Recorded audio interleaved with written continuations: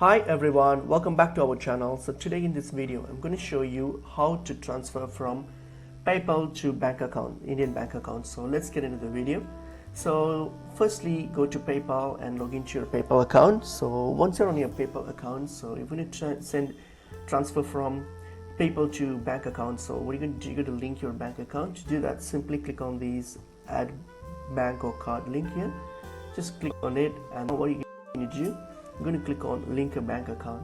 So click on link a bank account, and then once you click on it, so now here you have two options to link the bank account. You can use your IFSC code. So if you can just use your IFSC code of the bank of your Indian bank account, so whatever the account that you wish to transfer, so you can just pop that in and then hit on link your bank account. So once you have linked, then that's it, it's all good to your account is now linked to your PayPal.